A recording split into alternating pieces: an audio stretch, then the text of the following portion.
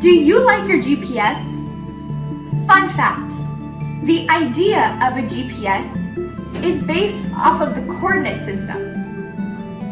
But what does that mean? Let's look at an example. This is William. William is walking home from school. How many ways can William walk home? Well, there's many different ways. He can go like this, but that's not right. He can fly, but he doesn't have wings. Or he can go this way and this way to get home. That's the correct way.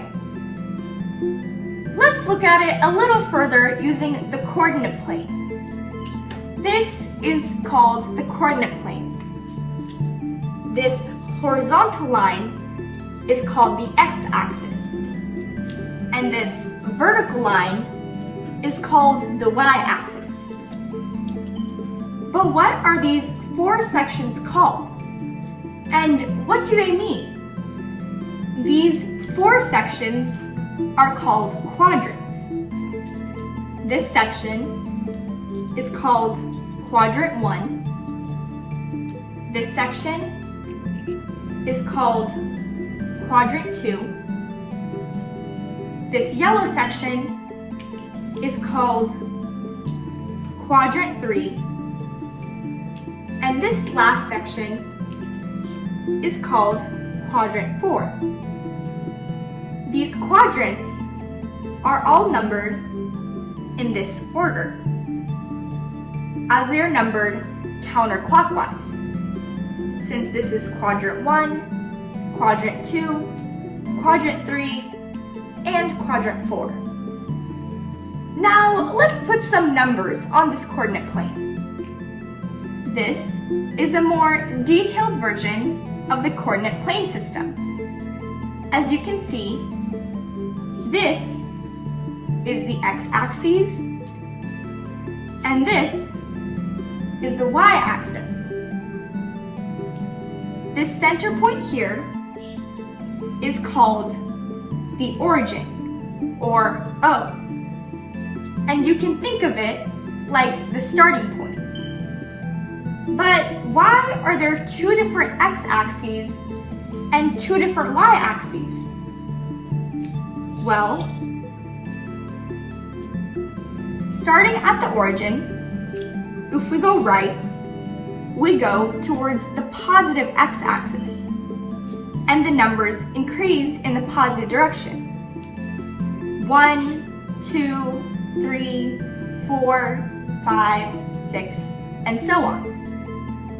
But instead, if we go left from the origin, we go towards the negative x-axis.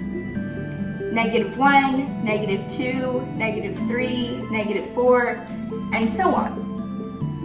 The same is for the y-axis. If we go up from the origin, we go towards the positive y-axis. 1, 2, 3, and so on. Instead, if we go down from the origin, we go towards the negative y-axis. -1, -2, -3, -4, and so on and so forth. Now that we've understood the coordinate plane, let's put a point on it. Here we've taken quadrant 1 of the coordinate plane. This is the origin, and here is Sam. Sam wants to get to this point, where his house is. So how can Sam get there? Remember that when using the coordinate plane, we always travel horizontally and then vertically from the origin to a point. So how far does Sam have to travel horizontally? Let's count. 1, 2, 3, 4, 5, 6. Sam would have to travel 6 units horizontally. How far would Sam have to rise to get to this point? Let's count.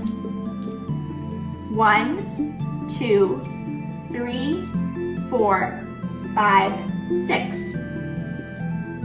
So Sam would have to rise 6 units to get to this point.